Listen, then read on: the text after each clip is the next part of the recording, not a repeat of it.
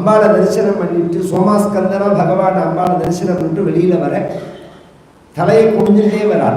நம் தலையை நிமிர்ந்து பார்த்தா கோபாலனை தான் பார்க்கணும், மற்ற ஆண்களை நம் கண் பார்க்கக்கூடாது அப்படி நினைச்சுன்னு வரதே ஒரு பகவான் நிற்கிறான். கிட்டக்க போகல. ஏன்னா ஒரு உஞ்சவர்த்தி பிராமணர் வந்து சொன்னார்கிறத மட்டும் நம்பினவே ஒரு பெண்ணு மேல கை வச்சுட முடியாது. ராஜகுமார் ஏன்னா அவளுக்கு நம்மளை விரும்புறாளா விரும்பலையான்னு கன்ஃபார்ம் பண்ணிக்காம அவளை எப்படி தொடலாம்? அது பெரிய தோஷம், அது சாஸ்திரம். அதனால அவளுடைய அங்கீகாரத்துக்காக பகவான் வெயிட் பண்றான். ஒரு கட்டத்தில் அப்படி தலை நிமிர்ந்து ததிர்ஷே அச்சுதம்சான்தான் நேர பகவானை பார்த்தாலாம். பகவான் இருக்கிற இடத்துல அப்படி பார்த்தா அங்க முதல்ல ஸ்லோகத்தினுடைய ஆரம்பம் என்ன? அச்சுதான், என்னை கைவிடாதவன். கைவிடாத பகவானை பார்த்தா பகவானும் அப்படி பார்த்து அவள் கண்ணிய கண்ணுனால அனுமதி கொடுத்த உடனே அப்படி தேர முன்னாடி ஓட்டுனான். தாருகான் ஓட்டி அந்த ரெண்டு பக்கத்துல வரிசை இருக்கா, அதுக்கு நடுப்புல தேர நிறுத்தி கீழே இறங்கி ருக்மணி கையை பிடிச்சி பாணிக்கிரகணம் மாதிரி அப்படி கையை பிடிச்ச உடனே மேல கருட துவஜம், கொடியில கருட பகவான் இருக்கா. அவர் ஒரு சவுண்டு கொடுக்கிறார். தரிசனா அதிகம் துவனிகின்னு. சகுனத்துல கருட தரிசனம் தான் ஃபர்ஸ்ட். சுப சகுனத்துல ஃபர்ஸ்ட் எதுன்னா கருட தரிசனம் தான். அதை விட வசத்தி அதோட சத்தம், அந்த சவுண்டு கருடன்னாலே இப்ப கிடையாது. அன்னைக்கெல்லாம் நம்ம பாட்டிலாம் என்ன பண்ணுவா, தினம் வாசல்ல வந்து உட்காருவான். இன்னைக்கு வீதத்துக்கு கருட தரிசனம் பண்ணணும். கருடம் வருதா பாடுறா பாடுறா அப்படின்னா, கருடம் வரலன்னா கூட எத்தனை இல்லை, கொட்டப்பிராந்து போயிட்டு வந்துட்டே இருக்கு. கொட்டப்பிராந்தனும் இதெல்லாம் ஒரு என்ன ஒரு அழகான வாழ்க்கை. கருட தரிசனம் பண்ணணும்னு நினைப்பா.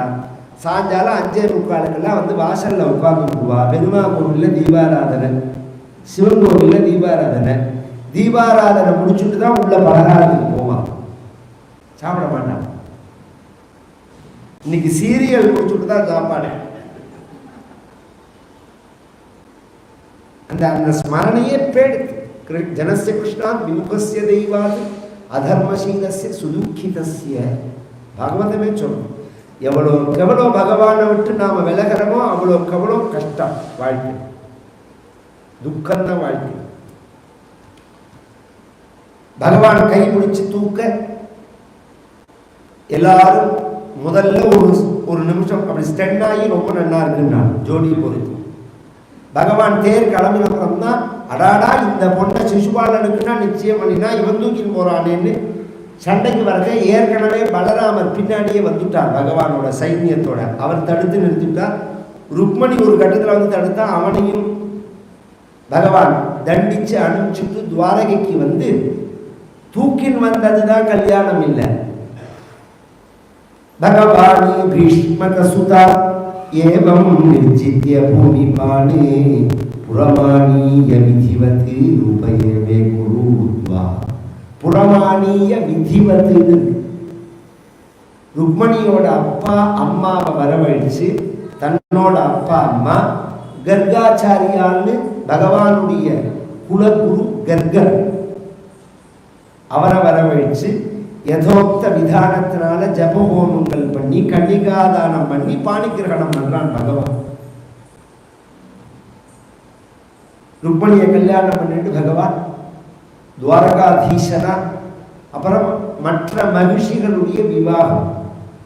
சந்திரானனா பைஷ்ணி பாமா ஜம்பவதி சத்யா மித்ரவிந்தா லக்ஷ்மணா காலிந்தி. சந்திரானனா பைஷ்மின்னா ருக்மணி, பாமா சத்யபாமா, ஜாம்பவதி சத்யான்னு ஒரு பேர். சத்யா வேற சத்யபாமா வேற. மித்ரவிந்தா காலிந்தி லக்ஷ்மணா 8 மகிழ்ச்சிகள் பகவானுக்கு. பகவான் அஷ்டலட்சுமிகளோட பிரகாசிச்சு பண்டபாண்டவர்களுக்கு அனுகிரகம் பண்ணி, குச்சேலருக்கு அனுகிரகம் பண்ணி, உத்தமனுக்கு உபதேசம் பண்ணி பகவான் 125 வருஷம் இருந்துட்டு அப்புறம் இந்த பிரபாச தீர்த்தம்னு நாளைக்கு நாம் போகிறதே திரும்பி வரத்தே பார்ப்போம்.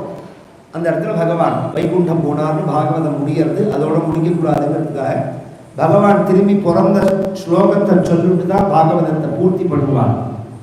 தமத்புதம் பாலகம் அம்புஜேக்ஷணம் சதுர்புஜம் சங்ககதாயுதாயுதம் ஸ்ரீவத்ஸ லக்ஷ்மம் கலசோபிகௌஸ்துபம் பீதாம்பரம் சாந்திரபயோத சௌபகம் மகார்க வைடூரிய கிரீட குண்டலம் த்விஷாபரிஷ்வர்த்த சஹஸ்ர குண்டலம் உதாமகாஞ்சங்கத கங்கணாதிபிஹி விரோச்சமானம் வசுதேவ ஐக்ஷதா.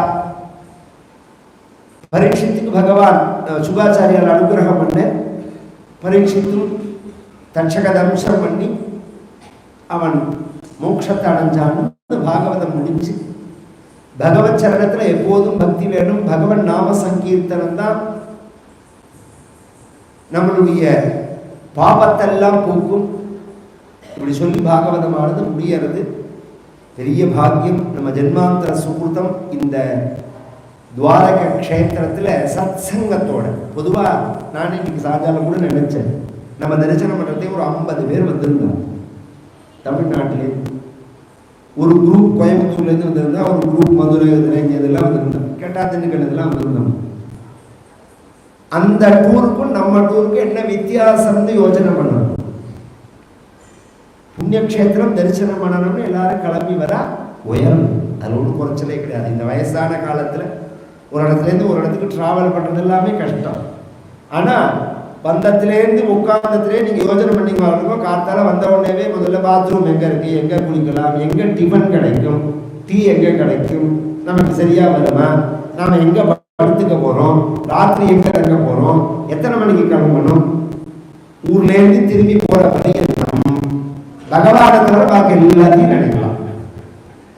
எல்லாத்தையும் நினைக்கலாம். ஊருக்கு போனால் பழையபடி வம்பு பேசிட்டு இருக்கலாம். இங்க வந்ததே வெளியூர் வரதே எல்லாத்தையும் மறந்து பகவானை நினைப்பதற்காக சத் சங்கம். அது மாதிரி ஒரு இந்த மாட்டுக்கடை ஆட்டுக்கடைன்னு சொல்லுவாங்க, அது மாதிரி கூட்டமா கிளம்பி வந்தா போறாது, சத் சங்கமா இருக்கு. அதுக்கும் விசேஷம் உண்டு, புண்ணியம் உண்டு, அது ஒன்றும் ஆட்சேபம் கிடையாது. அவளை நான் தோஷம் சொல்லலை. நம்மளோட சங்கம் எப்படி இருக்கு, இதே இப்ப நான் பிளானிங் பண்ணி 1 வருஷம் முன்னாடியே இதை திட்டமிட்டு பப்ளிசிட்டி பண்ணியிருந்தா 500லேருந்து 1000 பேர் வருவார்னு வச்சுக்கோங்களேன். அந்த சத்சங்கம் எப்படி இருக்கும்? பொழுது விழுந்தா அவளுக்கு சாப்பாடு கூழ் எடுக்கிறது, பேசுறது, போகிறது, பஸ்ஸில் இறங்குவோ யார் காணா போனால் ஃபோன் பண்ணுங்கோ, வந்தாலா பார்த்து, இதுதான் கரெக்டாக இருக்கும். இங்கே வந்து உட்கார்ந்ததுலேருந்து நமக்கு இந்த சாப்பிட்டது தூங்கின டயத்தை தவிர மற்ற டயத்தை வேஸ்ட் பண்ணி நம்ம வந்தோம். 7 நாளில் கொஞ்சம் யோசனை பண்ணணும். எப்போ பாரு ஏன்னா காத்தால வந்தோடனே நல்ல சரவணன் கையால் ஜம்முன்னு காஃபி, ஃபில்ட்ரு காஃபி, இந்த ப்ரூ ப்ரூலாம் கிடையாது, ஃபில்ட்ரு காஃபி, பாகவத பாராயணம், டிஃபன், பாகவத பாராயணம், சத் சங்கம், சாப்பாடு, ரெஸ்ட்டு, கோவிலில் தரிசனம், விஷ்ணு சஹஸ்ரநாமம், திரும்பி வந்து பகவத் குணம், உடனே ரெஸ்ட். இப்படி அமைஞ்சிருக்கு. இது மாதிரி தான் நான் சத் சங்கத்தை அமைச்சுக்கணும்னு நினைக்கிறேன். இது மாதிரி விருப்பம் உள்ளவா தான் வரணும்.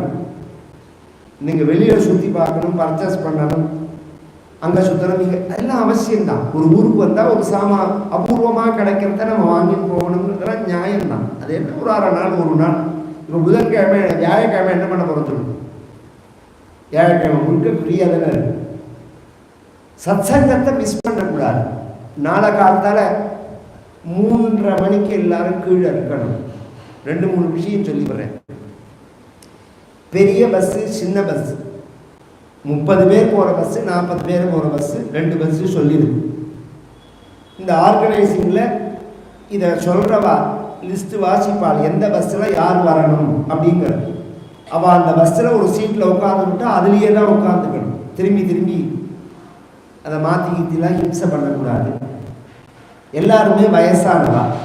எனக்கு தோணினது, இன்னும் நான் அவர் கிருஷ்ணன்கிட்ட பேசலை, ஏன்னா நாளைக்கு மத்தியானம் நாம் ஒரு 8 மணிக்கு போவோம்னா, போன உடனே டிஃபனை சாப்பிட்டுட்டு கை கால் அலம்பிட்டு உள்ள கோவிலுக்குள்ளே போனால் எங்கே கிடைக்கிறதோ, கோவிலோ எங்கே கிடைக்கிறதோ அங்கே கலச ஸ்தாபனம் பண்ணி, ஏகாதசி ருத்ரம் பண்ணி, ஹோமம் பண்ணி, அந்த கலசத்தை எடுத்துகிட்டு போய் சுவாமிக்கு அபிஷேகம் பண்ணிட்டு திரும்பி வந்து கையில் சாப்பாடு எடுத்துகிட்டு போவோம். நாம் சாப்பிட்டுட்டு கிளம்புறோம். எல்லாருக்குமே டிஸ்போசபிள் பிளேட்டு கப்பு வச்சிருக்கா. அதனால தட்டு டம்ளரை தூக்க வேண்டாம். இல்லை அதை தாண்டி நான் பிளாஸ்டிக் சாப்பிட மாட்டேன், இங்கே என்ன கிடைக்கிறதோ அதில் அது பிளாஸ்டிக்லாம் பிளாஸ்டிக் இல்லையானா எனக்கு தெரியாது. ஏன்னா நீங்கள் தட்டை எடுத்துட்டீங்கன்னா தட்டை அலம்புறதுக்கு தண்ணிக்கு தேடியாகணும். அது எங்கே போகிறது, இது எங்கே போகிறது, இதெல்லாம் கொஞ்சம் சௌகரியமாக பண்ணணும்னு தான் பண்ணியிருக்கு. திரும்பி வரத்தே ஒரு 6-7 இடம் பார்க்கணும்னு சொல்லியிருக்கு. முடியாதவாளாக இருந்தால் பஸ்லேயே உட்காந்துக்கோங்க, மற்றவா இறங்கி போயிட்டு வருவா. இறங்கி போயிட்டு இத்தனை மணிக்குள்ளே இங்கே வரணும்னா பஸ்ஸுக்கு வந்துவிடணும். நீங்கள் அங்கே எங்கேயாவது நின்றுண்டு பார்த்துண்டு, ஏன்னா அடுத்த இடம் பார்க்குறதுக்கு லேட்டாக போயிடும்.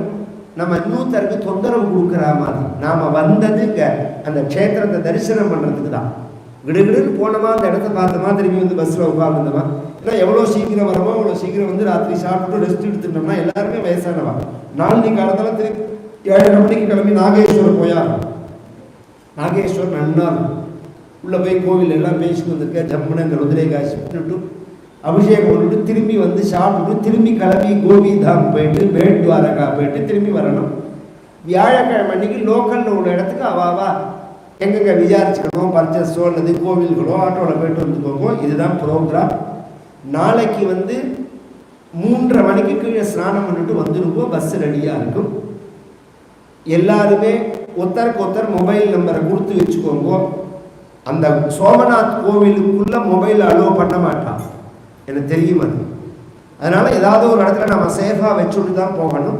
நாகேஸ்வருக்குள்ளே அப்படி கிடையாதுன்னு நினைக்கிறேன்.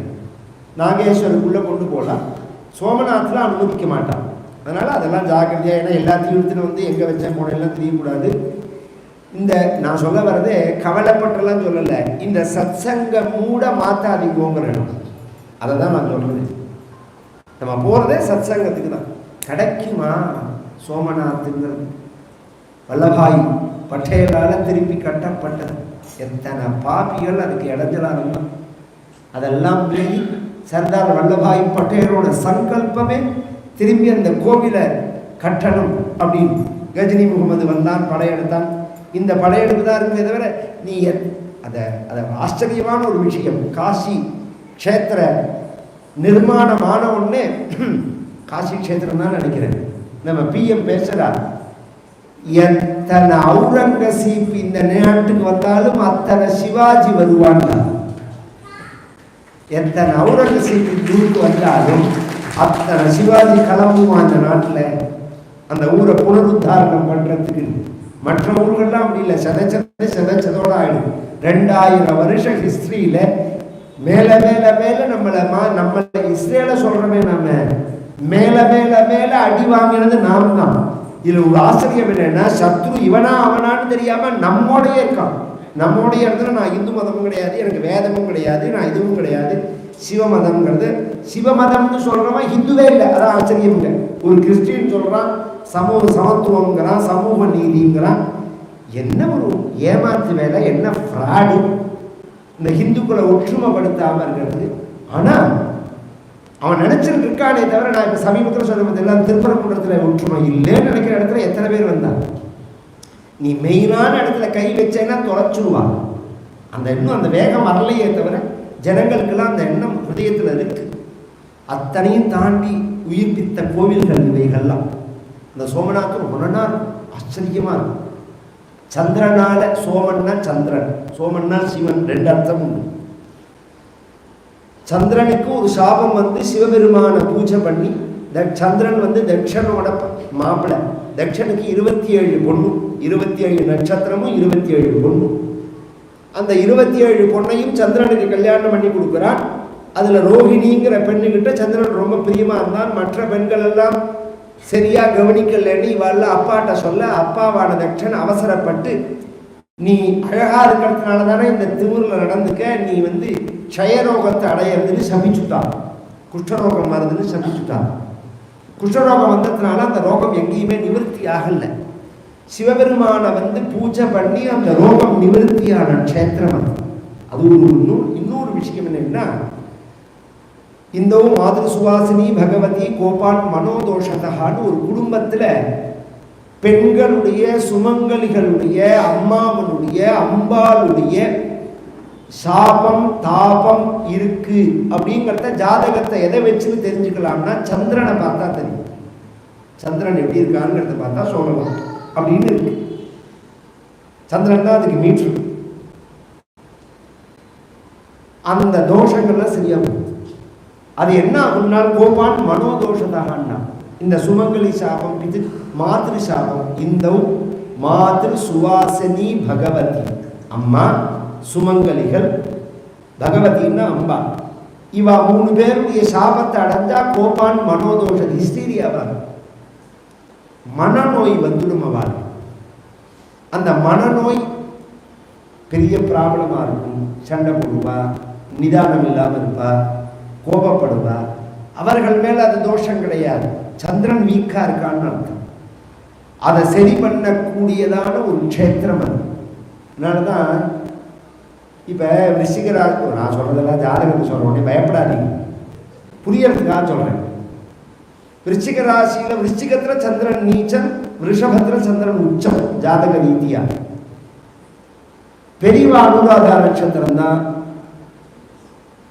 பரமாச்சாரியால் அனுராதா நட்சத்திரம் தான், எங்க தாத்தா அனந்தராம தீட்சிதர் அனுராதா நட்சத்திரம் தான். அவ்வளவு தூரம் வேண்டாம், பிஎம் அனுராதா நட்சத்திரம் தான். நரேந்திர மோடி அனுராதா நட்சத்திரம் தான். என்ன வில் பவர் சிவபக்தியினால், சிவபக்தியினால் அதை சரி பண்ணிக்க முடியுங்கிறதுக்காக சொல்லவர். அதனால எல்லாரும் பூஜை பண்ணும். அது ஒன்றும் இந்த கல்யாண தடைகள்லாம் போகும், சுமங்கலி சாபங்கள்லாம் போகும். நன்னா பிரார்த்திச்சுக்கணும். நாகேஸ்வரம்ங்கிறது ஒரிஜினலா இந்த இடம் தான் ராகு கேது பரிகார ஸ்தலங்கள். இதோட காப்பி தான் நம்ம ஊர்ல வச்சிருக்கிறது திருநாகேஸ்வரம்ங்கிறது. வைத்தீஸ்வரர் கோவில்ங்கிறது ஜார்க்கண்ட்ல இருக்கு, வைத்தியநாத்தின். நாங்கெல்லாம் 2-3 தடவையோ 4 தடவையோ போயிருக்கோம். இப்போ கூட போயிருந்தேன், போன மாதத்துக்கு முதல் மாதம் குழந்தைகளோட பேர் ருத்ராபிஷேகம் பண்ணிருந்தோம். அதுதான் ஒரிஜினல் வைத்தீஸ்வரர் கோவில். அதோட காப்பி தான் நம்மூர் வைத்தீஸ்வரர் கோவில். இந்த 12 ஜோதிர்லிங்கத்தோட காப்பி தான் பாரத தேசம் முழுக்க இருக்கக்கூடிய சிவன் கோவில்கள் தான். அப்படி வச்சுக்கோங்களேன், இதோட காப்பி தான்.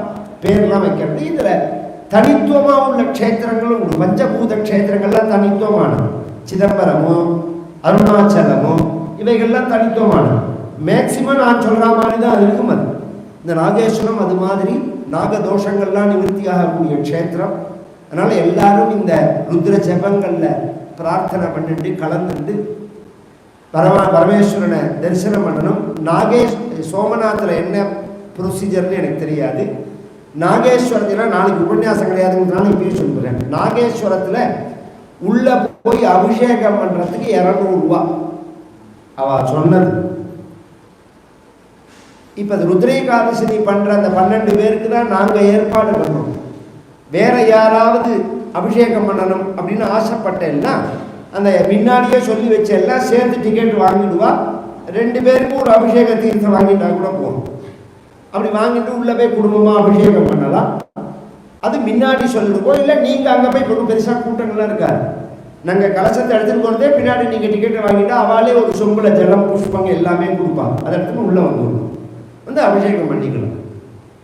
குருவாத புரீஷ பஞ்சகாக்கியம் ஸ்துதிரத்னம் படதா சுமங்கலம் ஸ்யாத் ஹிருதி சாபி விஷயதி ஹரிஸ்வயந்து ரதிநாதாயுத துல்ய தேககாந்தி நாராயண நாராயண நாராயண நாராயண